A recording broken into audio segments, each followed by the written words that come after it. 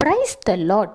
இன்றைக்கு கூட நான் உங்களுக்கு ஒரு காரியத்தை மீண்டும் நினைவுபடுத்துகிறேன். ஏன் நீ மீண்டும் அப்படின்னு கேட்டிங்கன்னா, இந்த காரியம் உங்களுக்கு தெரியாததில்லை, நீங்கள் ஏற்கனவே தெரிந்த காரியம். ஆனாலும் அந்த தப்பை நீங்கள் பண்ணிக்கிட்டே இருக்கீங்க. என்னன்னு தெரியுமா?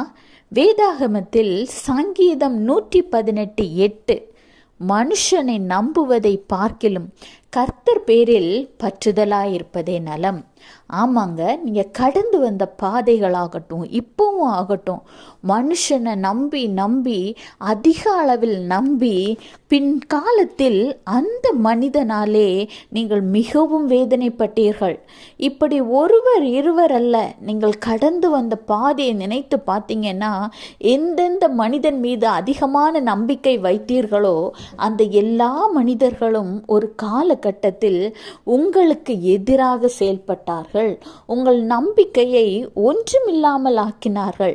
ஆனால் இந்த நாட்கள் எல்லாம் நீங்கள் அந்த மனிதர் மீது வைத்த நம்பிக்கையை, உங்களை படைத்த, உங்களுக்காக ஜீவனை தந்து இரத்தம் சிந்தின அந்த ஆண்டவராகி இயேசு கிறிஸ்துவின் மீது வைத்திருந்தால் இந்த நேரத்தில் நீங்கள் ஒரு பெரிய ஆசீர்வாதத்தை சுதந்தரித்துக் கொள்வீர்கள்.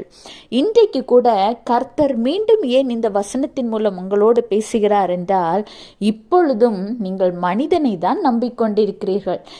எத்தனை அடிபட்ட போதும், எத்தனை பாடுகளை நீங்கள் சந்தித்த போதும், இப்பொழுதும் தேவனை விட ஒரு மனிதனுக்கு முக்கியத்துவம் கொடுத்து கொண்டிருக்கிறீர்கள்.